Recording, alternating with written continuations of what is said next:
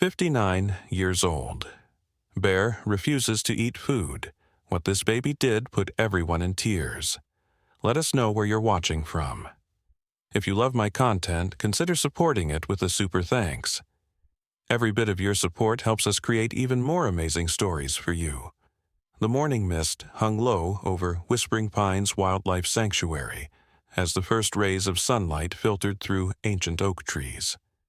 The usual peaceful atmosphere had been replaced by a heavy cloud of worry that seemed to follow head caretaker Oliver Bennett wherever he went. His weathered face, normally alight with passion for his work, now carried deep lines of concern as he made his way toward the sanctuary's most beloved enclosure. "Any changes?" Oliver asked, his voice barely above a whisper. Marina Chen, the sanctuary's chief veterinarian, slowly shook her head. "Nothing, Oliver. Third day without food." She handed him the clipboard with the morning's observations, her eyes never leaving the massive figure lying motionless in the corner of the spacious habitat. There, nestled against the rocky outcrop that had been his favorite resting spot for decades, lay Kodiak, the oldest brown bear in captivity at the remarkable age of 59. His once glossy coat had dulled with age, but until recently, his eyes had retained their soulful intelligence and curiosity. Now, those eyes remained half-closed, disinterested in the world around him. "I don't understand," Oliver murmured, running a hand through his salt and pepper hair. He was fine just last week, taking his supplements, enjoying the honey treats from the local farm. His voice caught slightly. 59 years, Marina. He's survived so much. I can't believe he's just giving up." Marina placed a gentle hand on Oliver's shoulder. "We've run every test, tried every food in his diet rotation. The blood work shows nothing conclusive, just the expected markers of advanced age." Oliver crouched down near the protective barrier, his eyes fixed on the bear who had been the sanctuary's heart and soul for more than 3 decades. Kodiak had been rescued as a young adult from a roadside attraction where he'd been kept in deplorable conditions. Despite his early trauma, he had thrived at Whispering Pines, becoming something of a local legend. Visitors came from around the world to see the bear, who had defied all odds, outliving his wild counterparts by decades. "Hey there, old friend," Oliver called softly. "What's going on in that wise head of yours?" Kodiak's ears twitched slightly, the only acknowledgement of Oliver's presence. The massive bear exhaled heavily but made no move toward the fresh berries and fish that had been carefully arranged in his feeding area. "I've called Dr. Liam from the university," Marina said quietly. "He's bringing specialized equipment tomorrow. If Kodiak won't eat by then." She didn't finish the sentence. They both knew what it meant. At Kodiak's advanced age, each day without nourishment pushed him closer to a point of no return. Word of Kodiak's condition had spread quickly through the small staff. The mood throughout the sanctuary had shifted dramatically. Younger animals sensed the change in their caretaker's behavior. Even visitors noticed something was amiss, picking up on the hushed conversations and concerned glances among the staff.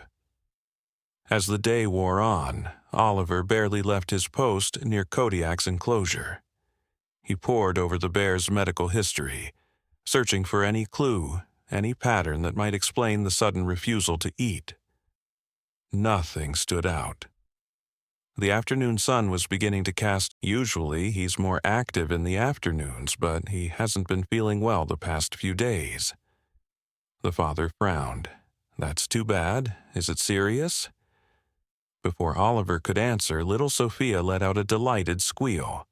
All eyes turned to Kodiak, who had, for the first time in days, lifted his massive head and appeared to be looking directly at the small child. "Bear!" Sophia exclaimed, bouncing on her tiptoes. "Big Bear!" Something changed in the air. Oliver felt it immediately. a shift so subtle yet so profound that the hair on his arms stood on end. Kodiak's eyes, which had been dull and unfocused for days, now seemed to track the little girl's movements with newfound interest. Marina, who had been updating records at the nearby station, hurried over. "What happened?" she whispered to Oliver. "I'm not sure," he replied, not taking his eyes off the bear. "But something's definitely different." The sanctuary was closing soon, and other visitors had begun making their way toward the exit. But Oliver couldn't bring himself to ask this family to leave, not when Kodiak was showing the first sign of engagement in days. He watched in amazement as the ancient bear slowly, painfully, shifted his position to get a better view of the tiny human who continued to babble excitedly at him. "Bah! Bear!" Sophia called out again, reaching one pudgy arm through the bars as if trying to touch the massive creature that lay beyond her reach. "Careful, sweetheart," her mother said gently, though there was no real danger given the distance and secondary barriers between the viewing area and the enclosure. What happened next would remain etched in Oliver's memory forever. Sophia's father had just turned to ask Oliver a question when the little girl reached into her small backpack, which was shaped like a teddy bear. She pulled out a slightly squashed blueberry muffin, apparently part of a snack her parents had packed for their journey. Before anyone could stop her, Sophia had pushed a piece of the muffin through the bars. It fell far short of the enclosure, of course, landing in the safety zone between barriers. "Oh, I'm so sorry," the mother apologized, reaching for her daughter. "Sophia, no, we don't feed the animals." But Oliver barely heard her. His attention was fixed on Kodiak, who had risen to his feet, slowly, shakily, but with purpose. The old bear lumbered forward a few steps, his nose raised as he sniffed the air. Marina gasped softly beside him. "Oliver," she breathed. "I see it," he whispered back, hardly daring to believe his eyes. Kodiak moved closer to the edge of his enclosure, closer than he had come in days. Though he couldn't reach the child's offering, something about the gesture seemed to have awakened something within him. The bear's eyes remained fixed on little Sophia, who was now being gently but firmly held back by her father. "Bear hungry," Sophia declared with the simple certainty of a child. And in that moment, something miraculous happened. Kodiak turned toward his untouched food pile and, with deliberate movements, picked up a piece of apple with his massive jaws. Oliver felt tears spring to his eyes as the great bear consumed his first food in days. Marina's clipboard clattered to the ground. "I don't believe it," she whispered, her scientific mind struggling to process what her eyes were witnessing. The bear continued to eat, slowly at first, then with increasing enthusiasm. All the while, little Sophia clapped her hands and giggled with delight, completely unaware of the profound impact her simple gesture had made. As the sun dipped below the horizon, casting the sanctuary in golden light, Oliver knew they had just witnessed something extraordinary, something that transcended scientific explanation. Somehow, this tiny child had reached a part of Kodiak that all their medical knowledge and years of experience could not. The family eventually departed, with promises to return the next day to check on their bear. As Oliver watched them go, with Sophia waving goodbye over her father's shoulder, he felt a renewed sense of hope washing over him. Beside him, Marina wiped away a tear. "I've been a veterinarian for 20 years, she said softly, "and I've never seen anything like that. How did she know? How could she possibly know what he needed when we didn't?" Oliver shook his head, watching as Kodiak continued to eat his evening meal with more vigor than he had shown in weeks. "I don't think she did know," he replied thoughtfully. "I think sometimes the purest form of compassion comes from those who understand the least about the complexities of life." As darkness fell over Whispering Pines Wildlife Sanctuary, the news spread rapidly among the staff. Kodiak was eating again. The old bear, who had seemed ready to leave this world, had found a reason to stay a little longer. All because a child too young to understand the concept of mortality had offered her snack to a creature in need. Sometimes, Oliver reflected as he made his final rounds for the night, the most profound connections occur between the oldest souls and the newest ones. And sometimes, when all hope seems lost, it takes the innocent gesture of a child to remind us of the simple joy of being alive.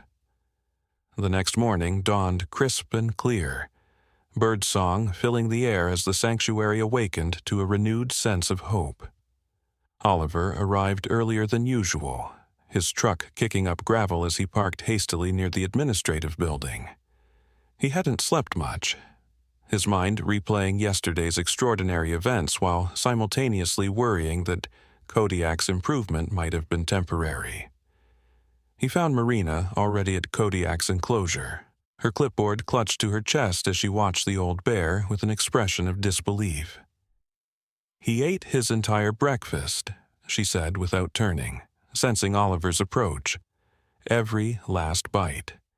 And he drank fresh water. I've never seen such a dramatic turnaround."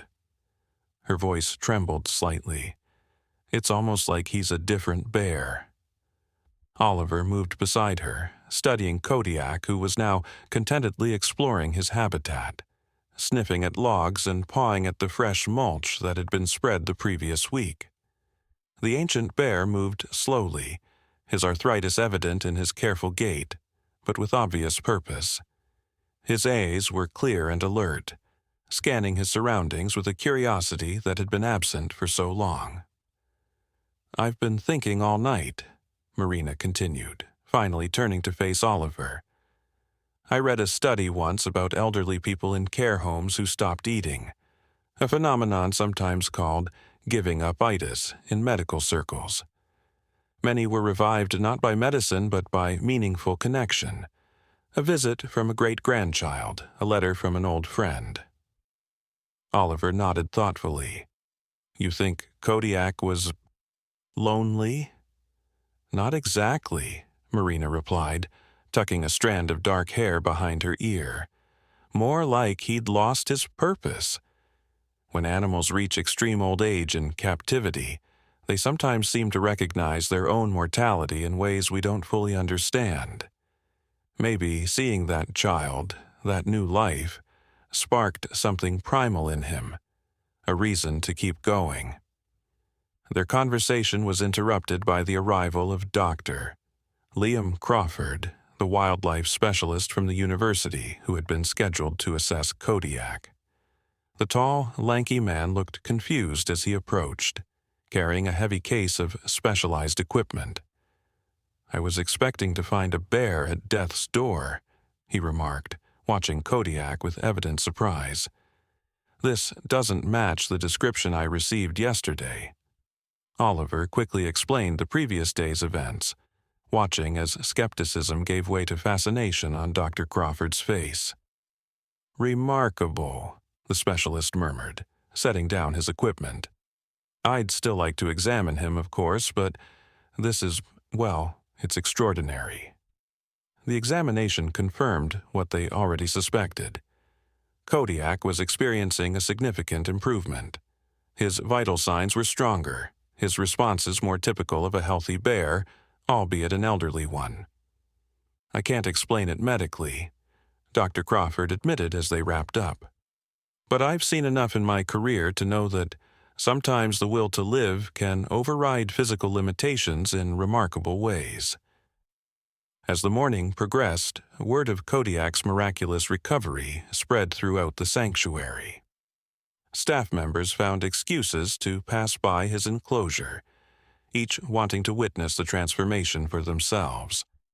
Visitors, hearing snippets of the story from excited employees, lingered longer at the viewing area, watching in awe as the legendary bear moved with renewed vigor around his habitat. But Oliver found himself frequently checking his watch, wondering when, or if, the Young family would return as promised. By early afternoon, he had convinced himself they wouldn't come back. After all, they were on a road trip. They had places to be, schedules to keep. Mr. Bennett, the high-pitched voice cut through Oliver's thoughts like a bell. He turned to see little Sophia racing along the path toward Kodiak's enclosure, her parents hurrying to keep up. Today, she wore a tiny yellow sundress with a bear applique on the front, her dark curls bouncing with each step. Sophia insisted we come back first thing, her father explained, slightly out of breath. She's been talking about her bear all morning. Bear okay now? Sophia asked, pressing her face against the viewing bars as she had the day before. Oliver crouched down to her level, smiling warmly. Yes, Sophia. The bear is much better today, and I think it's because of you. The little girl's eyes widened with delight, though Oliver suspected she didn't fully understand his words. She simply turned back to the enclosure, where Kodiak was now making his way toward the viewing area, something he rarely did even before his illness. He remembers her, Marina whispered, having joined them quietly. Look at his body language. He's seeking her out. Sure enough, the massive bear approached the inner barrier with deliberate steps, his focus entirely on the tiny human who watched him with such unabashed joy. When he reached the closest point to Sophia, he sat back on his haunches and tilted his head slightly, as if studying her. "Bear!" Sophia squealed, clapping her hands. "Big bear happy!" Her mother knelt beside her, camera ready. "This is incredible," she murmured, snapping photos. "I've never seen anything like it." What happened next sent a shockwave through everyone watching. Kodiak, the 59-year-old bear who had seen decades of human visitors come and go, raised his right paw and pressed it against the barrier, a gesture that looked remarkably like a wave. Gasps rippled through the growing crowd of onlookers. Marina's clipboard clattered to the ground for the second time in 2 days. Oliver felt the hair on his arms stand up. In all his years at the sanctuary, he had never seen Kodiak make such a deliberate, human-like gesture. Sophia, delighted, immediately mimicked the bear, pressing her tiny palm against the viewing glass. "Hi, bear," she called out, giggling. Dr. Crawford, who had lingered to observe Kodiak throughout the day, shook his head in amazement. "This is unprecedented," he murmured, quickly taking notes. "The level of recognition and interaction he's displaying, I've never documented anything like it in an ursine species of this age." For the next hour, Sophia and her parents remained at the viewing area, the little girl chattering away to Kodiak as if they were old friends. The ancient bear stayed close to the barrier, occasionally sniffing or pawing at the ground, but always returning his attention to the child. When her parents finally announced it was time to go, Sophia's face crumpled with disappointment. "We have to continue our trip, sweetheart," her father explained gently. "We have a long drive ahead of us." Tears welled in the little girl's eyes. "Bear sad if I go," she insisted, her lower lip trembling. Oliver, who had been quietly observing, felt a sudden inspiration. "May I make a suggestion?" he asked Sophia's parents. "Our sanctuary has a small guest cabin that we sometimes use for researchers or special visitors. It's nothing fancy, but it's comfortable. If you could extend your stay for even a day or two—" He left the sentence hanging, aware that he was overstepping. These people were strangers, after all, with their own plans and schedules. But something about the connection between Sophia and Kodiak felt too important to let slip away so quickly.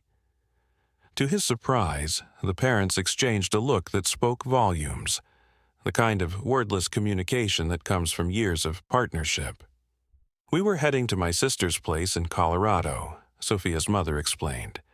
"But we're actually ahead of schedule. I suppose we could stay another day or two." "Bear!" Sophia exclaimed, as if contributing to the conversation. "Stay with Bear." And so it was arranged. The family, the Parkers, as Oliver learned, would stay at the guest cabin for 2 more nights.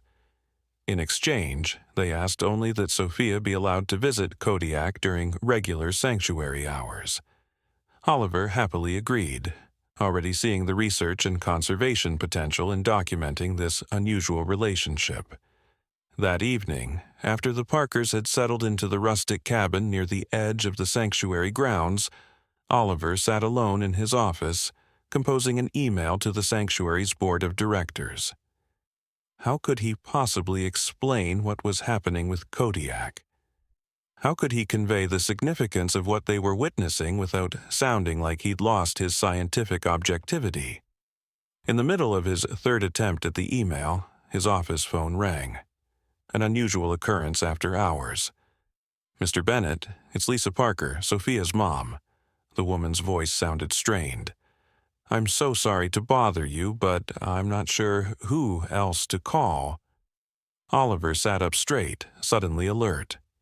"What's wrong? Is everything okay at the cabin?" "The cabin's fine, but it's Sophia." A pause. "She's running a fever. It came on suddenly about an hour ago. We've given her children's Tylenol, but she keeps asking for the bear. She's quite upset." Oliver's mind raced through the implications. A sick child, a potentially contagious illness, the sanctuary's protocols for protecting the animals. And yet, "How high is her fever?" he asked, already knowing he was about to break at least 3 sanctuary rules. 101.2, Lisa replied. Not dangerously high, but definitely a fever. Oliver took a deep breath. "Keep monitoring her temperature. If it goes above 102, you should take her to the emergency room in town. But if she's stable, meet me at the north service entrance in 20 minutes. Bring a blanket for her." "We're going to see the bear? At night?" Lisa sounded both hopeful and concerned. "Yes," Oliver replied simply. "I can't explain why, but I think it might help both of them." 30 minutes later, Oliver led the Parker family along a dimly lit service path, using his flashlight to guide their way. Sophia, bundled in a thick blanket despite the mild spring night, rode drowsily in her father's arms. Her cheeks were flushed with fever, her usually bright eyes glassy and tired. "We don't normally allow visitors after hours," Oliver explained in hushed tones. "And we certainly don't allow this close access to the enclosures. But these are exceptional circumstances." They approached Kodiak's habitat from the caretaker's entrance, a secure door that led to a small antechamber between the outer public viewing area and the actual enclosure. From here, staff could safely observe the bear at close range while remaining protected by reinforced safety barriers. Oliver unlocked the door with his master key, ushering the family inside. "You'll need to stay behind the safety line," he instructed, pointing to a yellow stripe on the floor. "I'll turn on the night vision observation lights. They give off just enough illumination for us to see, but they're designed not to disturb the animal's natural rhythms." With a soft click, the specialized lights activated, bathing the antechamber in a gentle green glow. Through the reinforced glass panel, they could now make out Kodiak's massive form. The bear was awake, sitting upright in his night den, as if he had been expecting them. "Bear," Sophia murmured weakly, lifting her head from her father's shoulder. At the sound of her voice, Kodiak's ears perked up. The ancient bear rose to his feet with surprising agility and moved toward the observation panel. "This is incredible," Mark Parker whispered, shifting Sophia in his arms so she could see better. "It's like he knows we're here for him." Kodiak approached the panel, his breath fogging the glass as he sniffed curiously. His dark eyes, illuminated by the night vision lights, seemed to search until they found Sophia's fevered face. Then, to everyone's astonishment, he sat down directly in front of the panel, his massive body just inches from the glass. "Down," Sophia mumbled, wiggling in her father's arms. "Want down." Mark looked questioningly at Oliver, who nodded cautiously. Mark gently set Sophia on her feet but kept his hands on her shoulders, ready to lift her again if necessary. The little girl, wrapped in her blanket like a tiny ghost, toddled up to the yellow safety line. She wobbled slightly, obviously feeling the effects of her fever, but her gaze remained fixed on Kodiak. "Hi, Bear," she said softly, raising one small hand in greeting. Kodiak tilted his head, studying her with intelligent eyes that had witnessed nearly 6 decades of life. Then, with deliberate slowness, he extended his paw and placed it against the glass, directly opposite Sophia's tiny hand. "Oh my God," Lisa breathed, her camera forgotten as she watched the scene unfold. For several long moments, child and bear remained connected through the glass, a tableau of improbable friendship that transcended species, age, and circumstance. Then Sophia yawned widely, her illness catching up with her. "Sleepy," she announced, turning to look at her parents with drooping eyelids. As Mark scooped her back into his arms, Oliver noticed something remarkable. The flush in Sophia's cheeks seemed less pronounced, and her breathing had become deeper and more even. "How does she feel?" he asked Lisa quietly. Lisa placed her palm against her daughter's forehead. "Cooler, I think," she said, sounding surprised. "I'll take her temperature when we get back to the cabin, but she definitely seems more comfortable." They made their way back through the sanctuary grounds in silence, each lost in thought about what they had witnessed. At the guest cabin, Oliver bid them good night with a promise to check on them in the morning. "Thank you," Mark said earnestly, shaking Oliver's hand. "I don't understand what's happening here, but whatever it is, it seems to be helping both Sophia and your bear." As Oliver drove home that night, his mind whirled with possibilities. The scientist in him wanted to document, analyze, and understand the connection between Kodiak and Sophia. But another part of him, perhaps the part that had devoted his life to caring for animals, was content to simply witness the mystery without needing to explain it. He slept fitfully, his dreams filled with images of Kodiak and Sophia. In one particularly vivid dream, the bear and the child were walking together through a sunlit forest, hand in paw, both young and vibrant and free from the constraints of their physical realities. When Oliver arrived at the sanctuary the next morning, he found Dr. Crawford already at Kodiak's enclosure, observing the bear with evident fascination. "I've been here since sunrise," the specialist explained, not taking his eyes off Kodiak. "He's been pacing the perimeter for the past hour, focusing particularly on the southern approach path. It's as if he's watching for someone." Oliver smiled, knowing exactly who Kodiak was waiting for. The Parkers usually come from that direction. Their daughter Sophia. "The child you told me about, yes," Dr. Crawford nodded. "I've been thinking about your observations. I'd like to set up some monitoring equipment today if you don't mind. Nothing invasive, just some cameras to document their interactions. This could be a groundbreaking case study in cross-species recognition and bonding." Oliver agreed, but with one condition. The equipment couldn't interfere with or alter the natural development of Kodiak and Sophia's relationship. Dr. Crawford readily accepted this stipulation, clearly excited by the research potential. By mid-morning, the Parkers arrived, Sophia skipping between her parents, her fever apparently gone. She wore a tiny backpack shaped like a bear, and her face lit up when she spotted Oliver waiting near Kodiak's enclosure. "Mr. Bearman," she called out, using the nickname she had apparently given him. "Bear waiting for me?" "He certainly is," Oliver replied with a smile. "He's been looking for you all morning." Lisa confirmed that Sophia's temperature had returned to normal shortly after their nighttime visit to Kodiak. "It was the strangest thing," she said, lowering her voice so Sophia wouldn't hear. "The Tylenol shouldn't have worked that quickly, and she'd been so fussy before. But after seeing Kodiak, she slept soundly all night. No more fever by morning." They approached the viewing area to find Kodiak already waiting at the closest point to the public barrier, sitting patiently as if attending a scheduled meeting. When he spotted Sophia, the old bear made a soft huffing sound that Oliver recognized as a greeting vocalization. "Bear remembers me," Sophia exclaimed delightedly, pressing against the viewing bars. For the next hour, the unlikely pair engaged in what could only be described as play. Kodiak would move to one side of his enclosure, and Sophia would follow along the viewing area. Then the bear would circle back, and the little girl would giggle and race to keep up.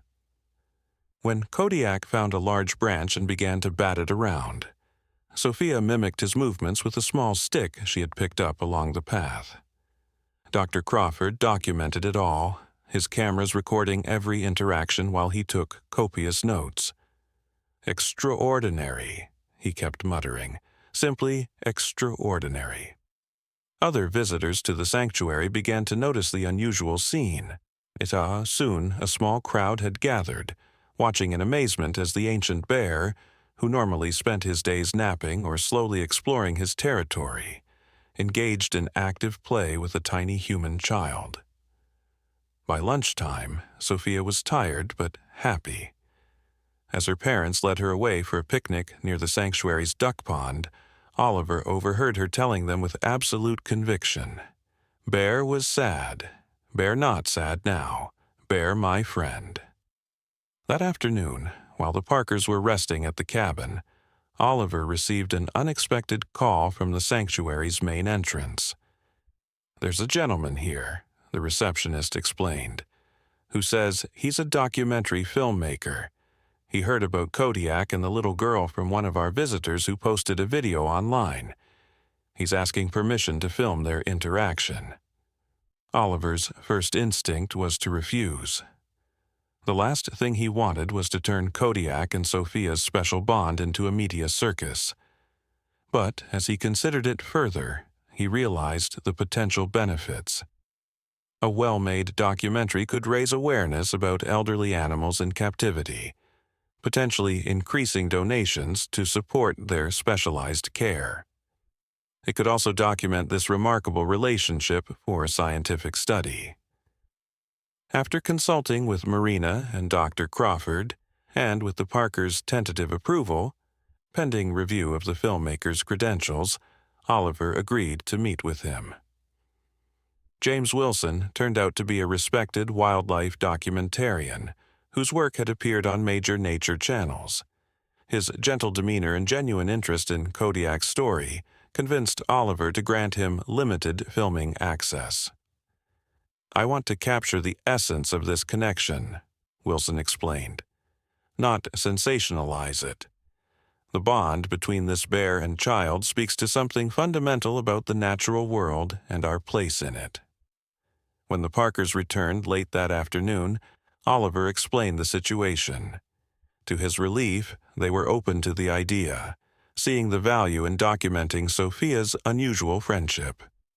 The only condition, which all adults readily agreed to, was that Sophia's routine with Kodiak wouldn't be disrupted or directed for the sake of filming. As the day drew to a close, the sanctuary staff prepared for the following morning when filming would begin, but fate had other plans. Shortly after midnight, Oliver's emergency phone rang, jolting him from sleep. It was the night security guard, his voice tense with worry. "Sir, you need to come in right away. It's Kodiak. Something's wrong." Oliver threw on clothes and raced to the sanctuary, his heart pounding with dread. Had Kodiak's improvement been temporary? Was the old bear finally succumbing to his age? He found Marina already at the enclosure, her face etched with concern as she observed Kodiak through the night vision monitoring system. The bear was clearly in distress, pacing erratically, and making distressed vocalizations Oliver had never heard before. "I've already called Dr. Crawford," Marina said, her voice tight. "He's on his way with emergency equipment, but I'm not sure what's happening. His vital signs were normal during yesterday's check." Just as they were discussing whether to sedate Kodiak for a closer examination, the emergency phone rang again. This time, it was Lisa Parker, her voice frantic. "Oliver, I'm sorry to call so late, but Sophia's fever has returned. It's much worse than before. 103.4 and climbing. We're taking her to the emergency room right now." A chill ran down Oliver's spine as he looked back at Kodiak, still pacing and vocalizing his distress. The timing couldn't be coincidence. Somehow, the old bear knew Sophia was in trouble. "Which hospital are you going to?" he asked, making a rapid decision. "Memorial on Highland Drive," Lisa replied. "Why?" "I'll meet you there," Oliver said, already moving toward the exit. "And Lisa, this might sound strange, but I'm bringing something that might help Sophia." After a hurried conversation with Marina and the newly arrived Dr.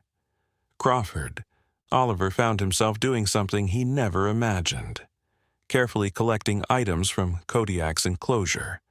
A tuft of fur the bear had recently shed, one of his favorite blankets that carried his scent, and a small wooden ball he often played with. Dr. Crawford looked skeptical, but didn't object. "I'll stay with Kodiak," he promised. "Just hurry back. His heart rate is elevated, and I'm concerned about the stress levels in an animal his age." The drive to Memorial Hospital felt interminable.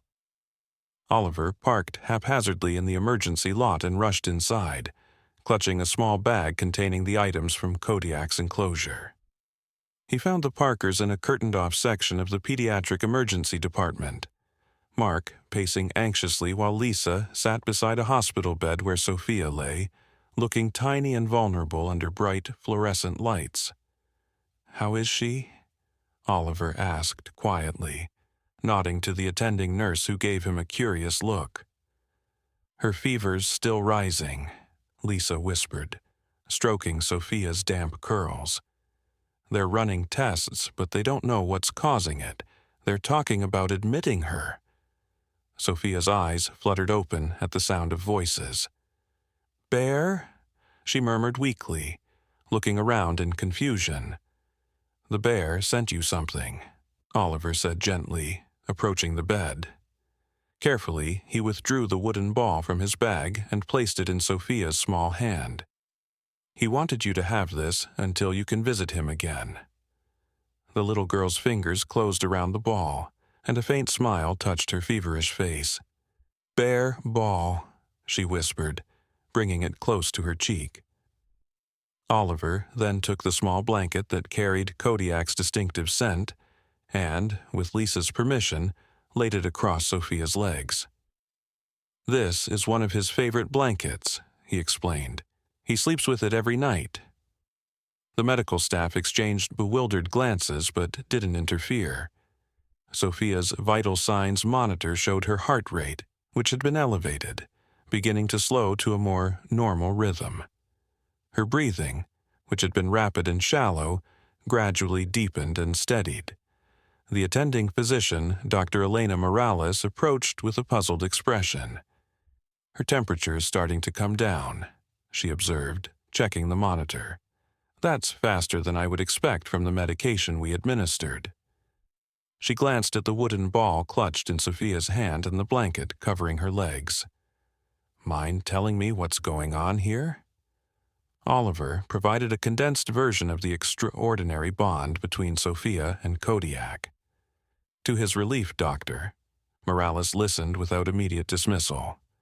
"I've seen similar phenomena with therapy animals," she acknowledged, "though usually with dogs or cats, not bears." She smiled slightly. "Medicine doesn't have explanations for everything we observe. If whatever you're doing is helping my patient, I'm not going to interfere." Over the next hour, Sophia's condition steadily improved. Her temperature dropped to 100.1, then 99.2, and finally to a normal 98.6. Her color returned, and she began to chat animatedly about her bear, showing anyone who would look the wooden ball that Kodiak had sent her. By 3 a.m., Dr. Morales was sufficiently confident in Sophia's improvement to release her with instructions for home care. As the Parkers prepared to leave, Oliver's phone rang. It was Dr. Crawford. "Kodiak's calmed down completely," the specialist reported, sounding bewildered. "About an hour ago, he just settled, went to his sleeping platform, and has been resting peacefully ever since.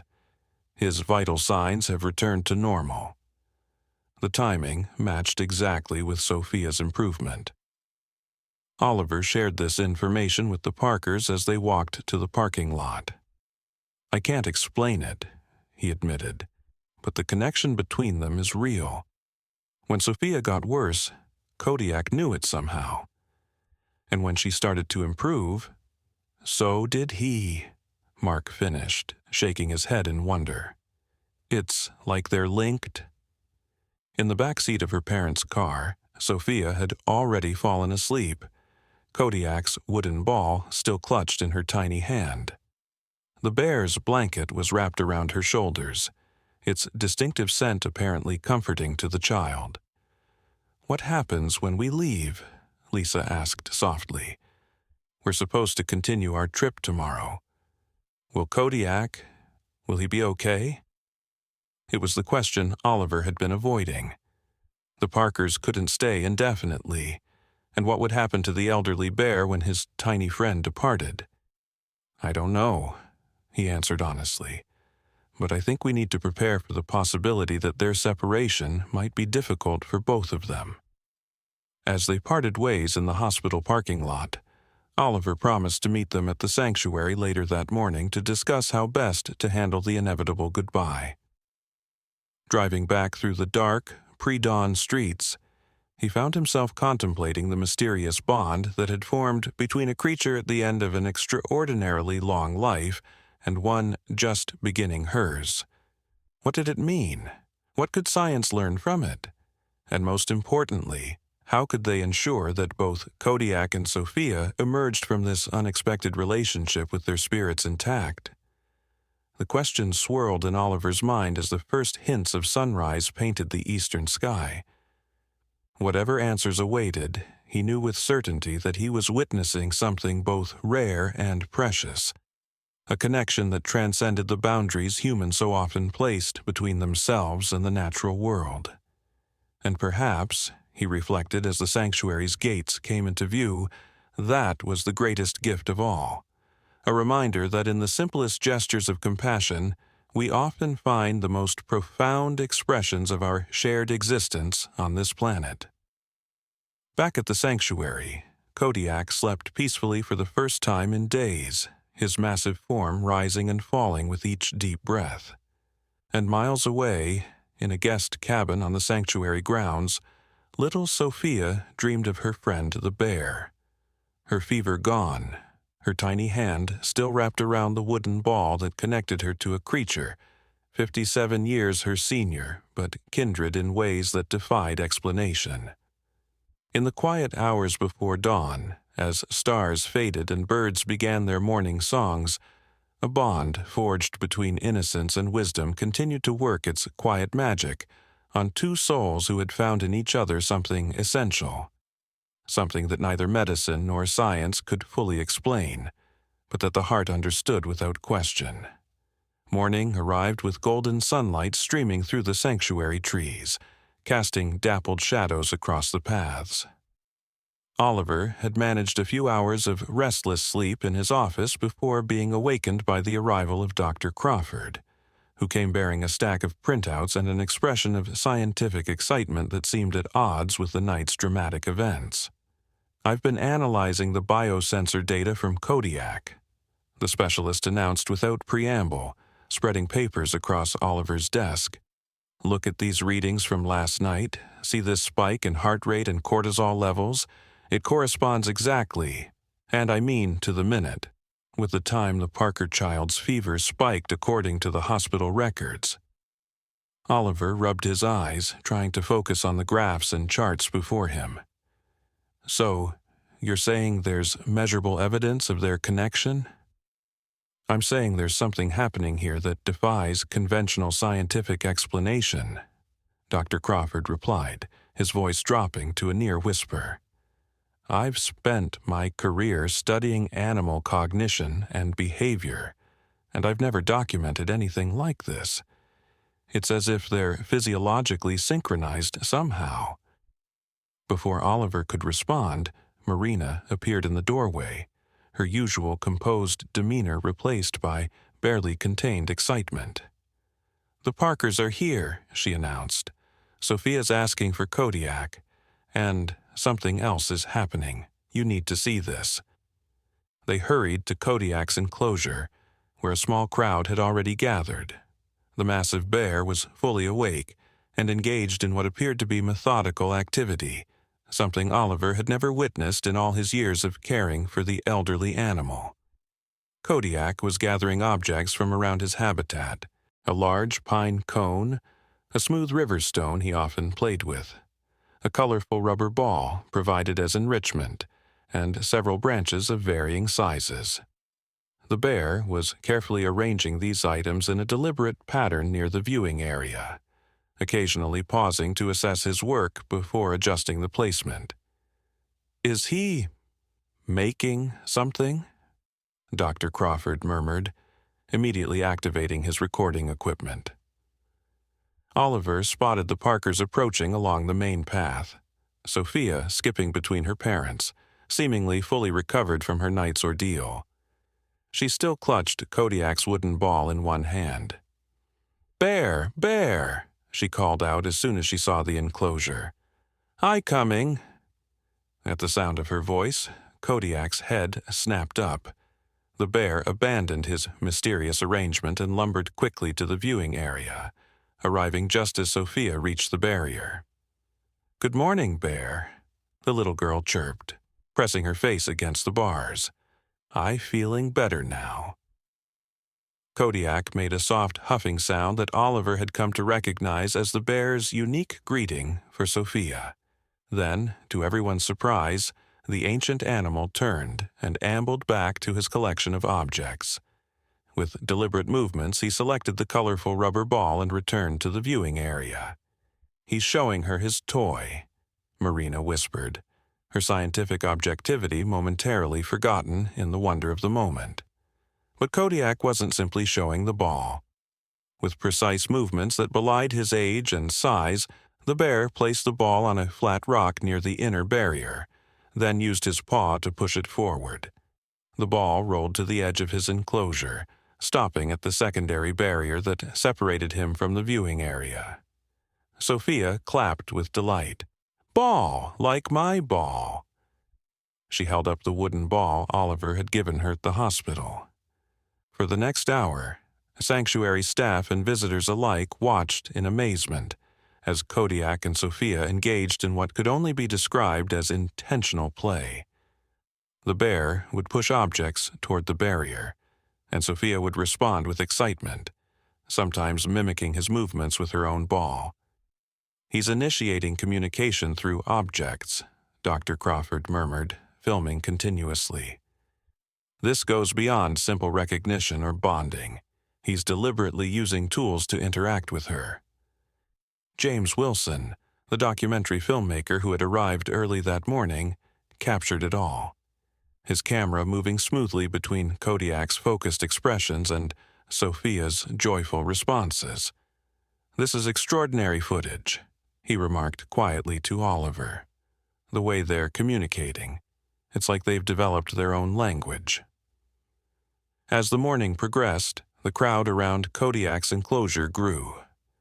Word had spread through the sanctuary, and visitors were now deliberately seeking out the miracle bear and his tiny human friend. Oliver found himself both pleased by the increased attention to the sanctuary and concerned about the potential disruption to Kodiak and Sophia's special bond. Around midday, the sanctuary's administrative director, Eleanor Vaughn, arrived at the enclosure.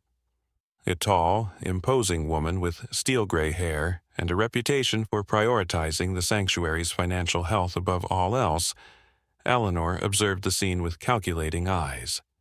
"Bennett," she said briskly, pulling Oliver aside, "why wasn't I informed about this situation immediately? Do you realize the publicity potential here?"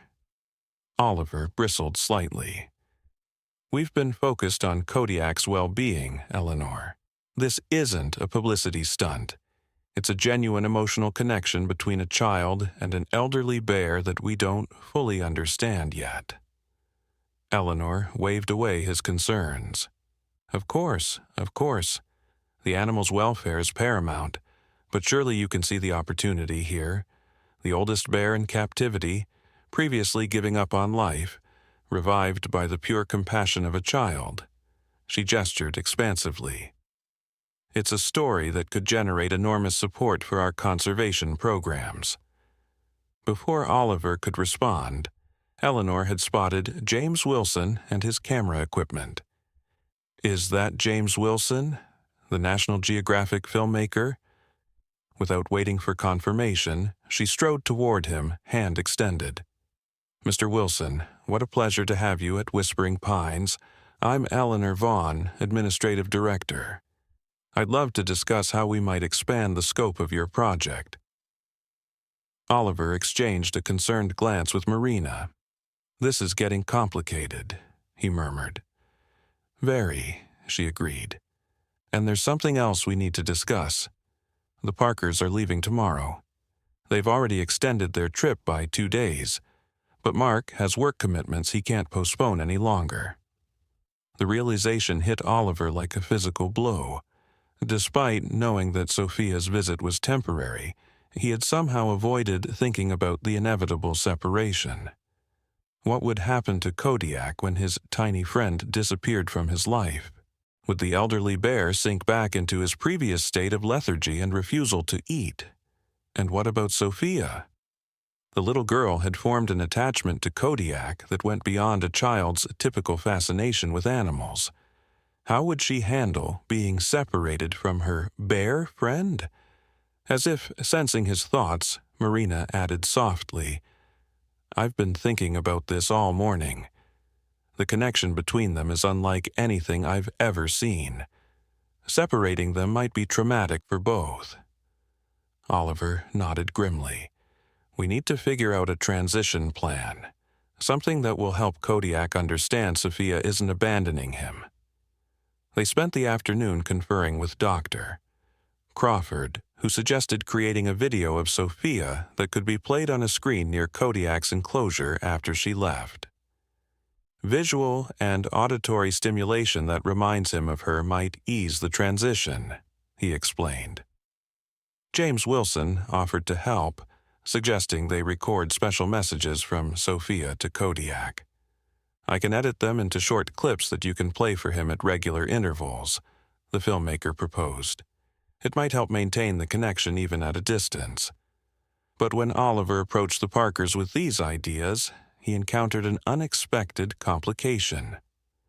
"We've been talking about this all day," Lisa Parker said, her expression troubled. "Mark's job is in Seattle. We were only passing through on our way to visit my sister in Colorado." She hesitated, glancing at Sophia, who was still enraptured with Kodiak. "But seeing this connection, this bond between them, it feels wrong to just leave." Mark nodded, his arm around his wife's shoulders. "We've been discussing the possibility of extending our stay even longer. I can work remotely for another week, maybe 2, but eventually we have to go home." Oliver felt a surge of relief followed immediately by concern. Extending the visit would delay the inevitable separation, but it might also deepen the attachment, making the eventual parting even more difficult. "There's something else," Lisa continued, lowering her voice so Sophia wouldn't hear. Last night at the hospital, when she was so sick, Sophia told us that Kodiak was talking to her in her dreams. She said he was sad and lonely for a long, long time until she came. She described details about him that she couldn't possibly know, about his rescue from the roadside attraction, about an injury to his right paw that happened years ago. Oliver felt a chill run down his spine. The paw injury Lisa mentioned was indeed documented in Kodiak's medical history, but it had occurred more than a decade ago, long before Sophia was born, and it wasn't information shared on the sanctuary's public materials. "She keeps saying she promised to help him," Mark added, his expression a mixture of wonder and concern. "We thought it was just a child's imagination, but after what happened last night," the implication hung in the air between them. Somehow, Sophia and Kodiak were communicating on a level that transcended ordinary understanding, perhaps even sharing information through some inexplicable psychic connection. As they spoke, a commotion near the enclosure drew their attention. Sophia had moved to a different section of the viewing area and was pointing excitedly at something inside Kodiak's habitat. "Look, bear digging, bear making something." Sure enough, Kodiak was using his massive claws to carefully excavate a small area near a cluster of rocks. His movements were precise and deliberate, not the random digging bears sometimes engaged in when searching for food or creating a cool spot to rest. Dr. Crawford was already filming, his expression one of scientific amazement. "I've never seen behavior like this in captive bears," he murmured. "It's almost as if he's demonstrating something for her." As they watched, Kodiak completed his excavation and then began carefully arranging stones around the perimeter of the small pit he had created. "Circle!" Sophia exclaimed delightedly. "Bear making circle like my sandbox." Lisa gasped softly. "She has a circular sandbox at home," she explained to Oliver. "She loves arranging stones around the edge just like that. But how could Kodiak possibly know that?" The question hung in the air, unanswerable, yet impossible to ignore. The bond between child and bear seemed to deepen with each passing hour, revealing layers of communication and understanding that defied conventional explanation. That evening, after the sanctuary had closed to regular visitors, Oliver convened an emergency meeting with the sanctuary's senior staff, Dr. Crawford, and the Parkers. Eleanor insisted on attending as well. Her concerns primarily focused on the publicity and financial implications of the situation. "We need to be practical," Eleanor argued. "This is a once-in-a-lifetime opportunity for the sanctuary. The video content alone could fund our operations for years if properly leveraged." Oliver bristled at her mercenary approach, but acknowledged the practical reality. "Yes, there's publicity potential, but our primary concern has to be the welfare of both Kodiak and Sophia. We're dealing with an emotional bond that we don't fully understand." Dr. Crawford cleared his throat, drawing everyone's attention. "I've been consulting with colleagues in animal cognition and comparative psychology. There are documented cases of empathetic connections between humans and animals, but nothing quite like this." He paused, choosing his words carefully. The synchronicity of their physical symptoms, Sophia's fever corresponding exactly with Kodiak's distress, suggests something beyond ordinary attachment. "So, what are you saying?" Mark Parker asked, leaning forward intently. "That our daughter has some kind of psychic link with this bear?" "I wouldn't use that terminology in a scientific paper," Dr. Crawford replied with a slight smile. "But yes, there appears to be a connection that transcends ordinary sensory communication." The discussion continued late into the night, with various proposals considered and discarded. Should the Parkers extend their stay indefinitely? Should Kodiak be relocated to a facility nearer to Seattle? Was there a way to gradually transition their relationship to accommodate the inevitable separation? No clear solution emerged, but they agreed on a short-term plan. The Parkers would stay for 1 more week, during which they would gradually reduce Sophia's daily time with Kodiak while increasing her virtual presence through recorded videos and audio messages. As the meeting concluded, Oliver found himself standing alone with Lisa Parker near the now dark viewing area of Kodiak's enclosure.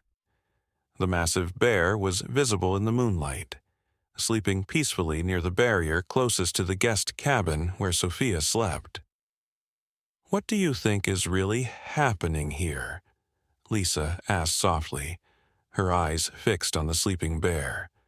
"I'm not a particularly spiritual person, but this goes beyond anything I can rationally explain." Oliver sighed, searching for words to express the thoughts that had been forming in his mind. "I've worked with animals all my life," he began slowly, "and I've seen countless interactions between humans and wildlife. But this," he gestured toward Kodiak, "this feels like something else entirely." He paused, organizing his thoughts. There's an old idea in many indigenous cultures that certain animals and humans can form spiritual bonds, connections that transcend the physical. Some call them kindred spirits or animal guides. "You think Kodiak is Sophia's spirit animal?" Lisa asked, her tone curious rather than dismissive. "I don't know what to call it," Oliver admitted, "but I keep thinking about the timing. Kodiak, at 59, had seemingly lost his will to live. Sophia, at just 18 months, is just beginning to discover the world. It's almost as if they were meant to find each other," Lisa finished for him. "As if each had something the other needed." The next morning dawned with an unexpected development. Oliver arrived at the sanctuary to find Marina waiting for him at the entrance, her expression a mixture of concern and wonder. "You need to see this," she said without preamble, leading him toward Kodiak's enclosure. "It started about an hour ago." As they approached, Oliver saw that Kodiak was engaged in what appeared to be methodical construction activity. The bear was carefully arranging branches, stones, and other natural materials into a structure near the viewing area. "What is he building?" Oliver asked, watching in amazement as Kodiak deliberately placed a large branch across 2 upright sticks, creating a crude but recognizable arch. "I'm not entirely sure," Marina replied, "but Dr. Crawford thinks it might be a representation of something. He's been filming since it started." Indeed, Dr. Crawford was positioned nearby, his camera trained on Kodiak's unusual creation. James Wilson was also present, his professional equipment capturing every detail of the bear's methodical work. "Has anyone told the Parkers?" Oliver asked, unable to tear his eyes away from the scene. "They're on their way," Marina confirmed. "Sophia was still sleeping when I called. Lisa said she'd been restless all night, talking in her sleep about helping Bear build." The words sent a chill down Oliver's spine. Once again, there seemed to be some inexplicable communication occurring between child and bear, transcending distance and conventional understanding. When the Parkers arrived 30 minutes later, Sophia immediately broke free from her father's hand and ran to the viewing area. "Bear building home," she exclaimed, pointing excitedly at Kodiak's creation, which now resembled a crude shelter with an arched entrance. "Just like I showed him." Lisa exchanged a meaningful glance with Oliver. "She's been building forts with blankets and pillows at the cabin," she explained quietly, "making little houses and pretending to live in them." Dr. Crawford approached, his scientific curiosity clearly piqued. "This is unprecedented behavior," he said, gesturing toward Kodiak. "Bears in the wild create dens, of course, but not structures like this. He's demonstrating planning, spatial reasoning, and symbolic representation, cognitive abilities far beyond what we typically attribute to ursine species. As they watched, Kodiak completed his creation by placing several colorful autumn leaves across the top of the structure. He then sat back on his haunches as if admiring his work before turning his attention to Sophia. The little girl clapped her hands delightedly. "Pretty house, Bear. Pretty leaf roof."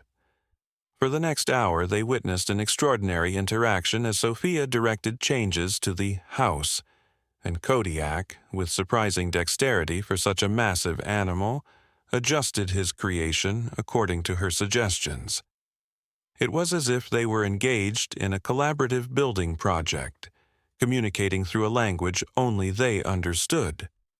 Visitors began to gather, drawn by the unusual sight of a massive, elderly bear apparently taking construction direction from a tiny human child. Staff members struggled to maintain appropriate distances and safety protocols while allowing the remarkable interaction to continue. Eleanor Vaughn appeared mid-morning, accompanied by a woman Oliver recognized as the regional director of the Wildlife Conservation Society. They observed the scene with evident amazement. "This could revolutionize our understanding of animal cognition," the director remarked. "Has anyone contacted the National Academy of Sciences? This deserves serious study." Eleanor smiled thinly. "We're documenting everything, of course. Dr. Crawford is a respected researcher, and Mr. Wilson's documentary will ensure the widest possible audience for Whispering Pines' groundbreaking work." Oliver suppressed a sigh, recognizing Eleanor's expert pivot to the sanctuary's prestige. While he understood the importance of funding and publicity, he couldn't shake the feeling that something deeply personal and sacred was being transformed into a scientific curiosity and media event. As the day progressed, Kodiak's behavior continued to astonish everyone. After completing his house, the bear began gathering small colorful objects, autumn leaves, flower petals, even a discarded blue maintenance glove, and arranging them in patterns that Sophia seemed to recognize and respond to with delight. "He's making pictures for me," she explained to anyone who would listen. "Bear drawing flowers and sun." Dr. Crawford documented it all, occasionally conferring with colleagues via video call to share the unprecedented observations. "We're witnessing tool use, symbolic thinking, and collaborative problem-solving," he explained to Oliver.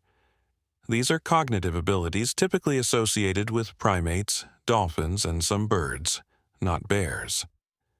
By late afternoon, the situation had evolved beyond anything Oliver could have anticipated.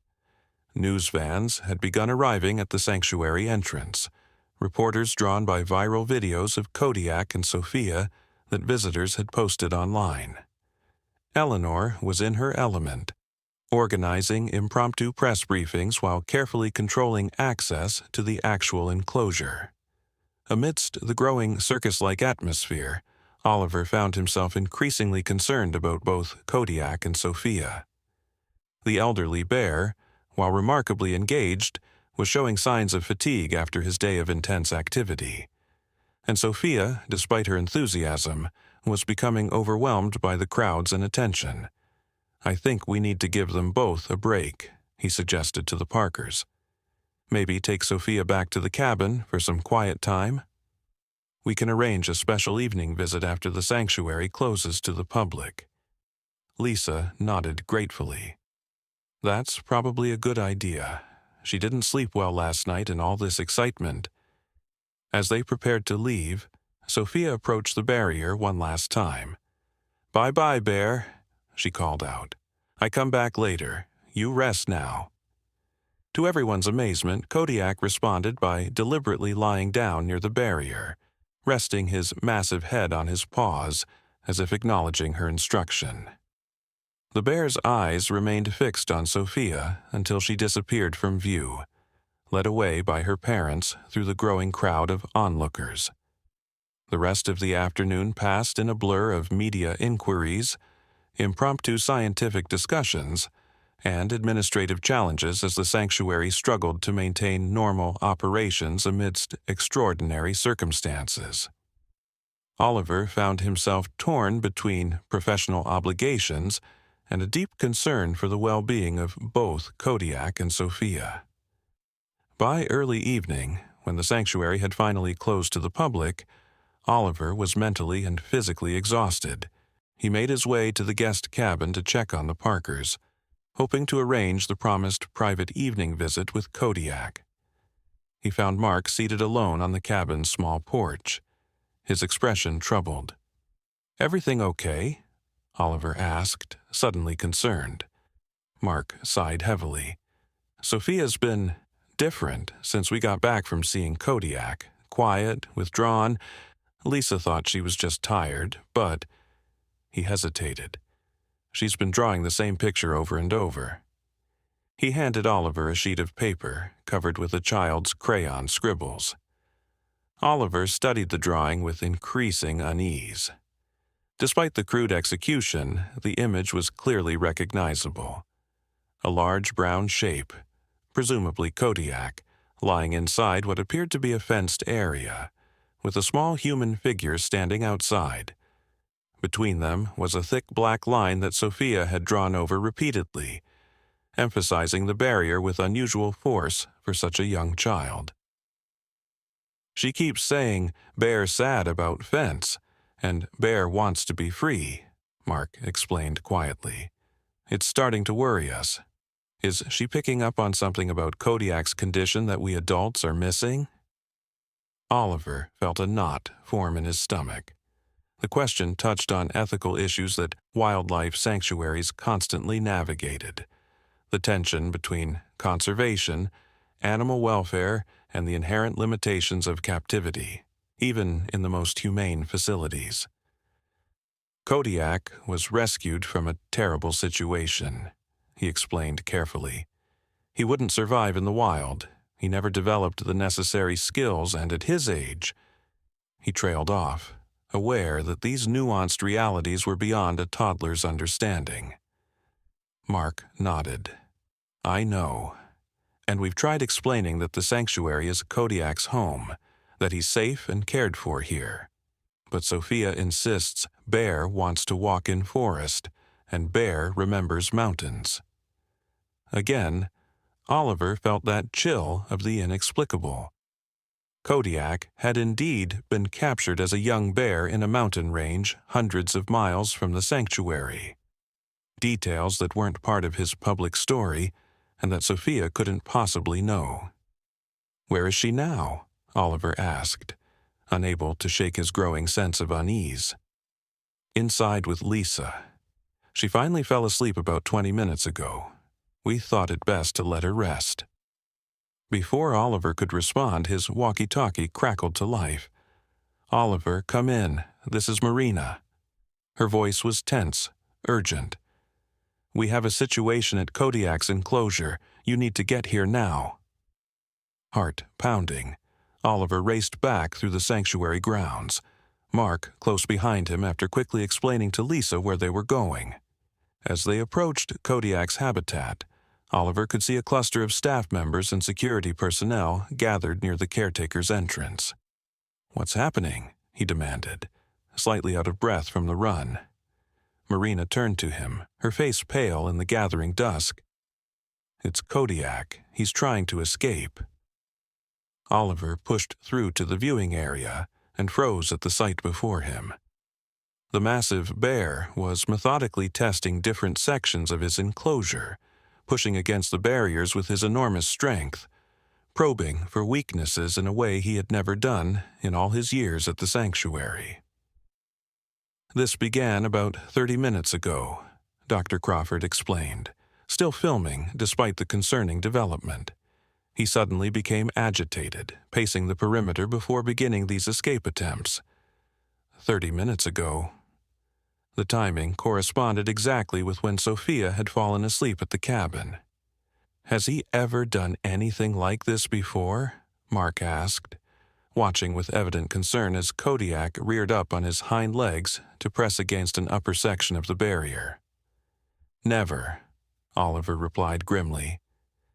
In 30 years, he's never once tried to escape. He's always seemed content here, understanding the boundaries of his habitat. As they watched, Kodiak moved to a different section of the enclosure, where a large oak tree grew near the perimeter fence. With surprising agility for his age and size, the bear began to climb the tree, his powerful claws finding purchase in the rough bark. He's going to try to go over the top, Marina realized with alarm. We need to call in the response team. We might have to tranquilize him. Oliver felt torn. Sedating an animal of Kodiak's advanced age carried significant risks, but allowing his escape attempt to continue could endanger both the bear and potentially others if he managed to breach the enclosure. As they debated the best course of action, Mark's phone rang. He answered it, listened for a moment, then turned to Oliver with an expression of disbelief. It's Lisa. She says Sophia woke up screaming about helping Bear find forest path. She's inconsolable, insisting that Kodiak is calling for her help. He swallowed hard. Lisa says she keeps repeating bear climbing tree to see mountains. The coincidence was beyond explanation. Somehow, Sophia was aware of exactly what Kodiak was doing, despite being nowhere near the enclosure. The connection between them seemed to be growing stronger, transcending physical distance in ways that defied rational understanding. Bring her here, Oliver decided suddenly. If they're communicating somehow, maybe Sophia can calm him down. Mark nodded and hurried back toward the cabin while Oliver turned his attention to managing the crisis at hand. The sanctuary's emergency response team had arrived, armed with tranquilizer guns and capture equipment. Standard protocol for an escape attempt. Hold off on any sedation, Oliver instructed firmly. I want to try something first. The team leader looked skeptical but nodded reluctantly. 5 minutes, but if he makes it to the top of that tree, we'll have to act. The exterior fence isn't designed to contain a bear of his size if he drops down from that height. Kodiak had climbed about halfway up the oak tree, his massive form an incongruous sight among the branches. He paused occasionally, as if gathering his strength for the next push upward. Despite his age, his determination was evident in every movement. Minutes that felt like hours passed as they waited. Finally, the sound of running footsteps announced the arrival of Lisa, carrying Sophia in her arms. The little girl's face was streaked with tears, her eyes wide with an emotion that seemed too complex for her age. "Bear!" she cried out as soon as she spotted Kodiak in the tree. "Bear, come down! Dangerous!" To everyone's astonishment, Kodiak immediately stopped climbing. The bear turned his head, focusing intently on Sophia despite the gathering darkness. "He hears her," Marina whispered, amazement temporarily overshadowing concern. "Bear wants forest," Sophia explained earnestly to Oliver, her small face serious. "Bear remembers mountains and rivers. Bear dreams about stars with no roof." The words sent a ripple of discomfort through the sanctuary staff. How could this child articulate such concepts?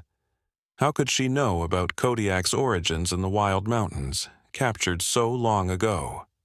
"Sophia, can you tell Kodiak to come down?" Oliver asked gently, crouching to the child's level. "It's not safe for him in the tree. He could fall and get hurt." The little girl nodded solemnly. "Bear!" she called out, her voice carrying clearly through the evening air. "Come down now." Too high. For a moment, nothing happened. Then, with deliberate movements, Kodiak began to descend the tree. His progress was slow and careful, but his intention was clear. He was responding directly to Sophia's request. A collective sigh of relief passed through the gathered staff as Kodiak's paws finally touched the ground. The bear made his way to the barrier closest to where Sophia stood in her mother's arms, pressing his nose against the metal mesh as if trying to reach her. "What do we do now?" Marina asked quietly, standing beside Oliver. This connection between them is getting stronger, not weaker, and the Parkers are supposed to leave in 5 days. It was the question that had been haunting Oliver since this extraordinary relationship began. What would happen when Sophia left? Would Kodiak, having found this inexplicable bond, be able to survive its severing? As darkness fell completely over the sanctuary, the crisis temporarily averted, Oliver found himself facing questions that went beyond his training, beyond science, beyond conventional understanding of the relationship between humans and animals. Whatever was happening between Kodiak and Sophia transcended ordinary explanation. It challenged fundamental assumptions about consciousness, communication, and the invisible connections that might exist between all living beings. And somehow, Oliver realized with a growing sense of responsibility, it fell to him to find a path forward that honored this extraordinary bond while ensuring the well-being of both an elderly bear and a child just beginning her life's journey. As he watched Sophia press her tiny hand against the barrier, mirroring Kodiak's massive paw on the other side, Oliver understood that they were all witnessing something both profound and fragile, a connection that defied explanation but demanded acknowledgement and respect. The crisis had been averted for now, but the deeper questions remained. What was the true nature of Kodiak and Sophia's bond, and how could they find a way forward that honored that connection without risking the health and safety of either the aging bear or the innocent child? The answers remained elusive as night settled over Whispering Pines Wildlife Sanctuary, stars emerging above the ancient trees that had witnessed countless cycles of life and death, connection and separation, mystery and revelation.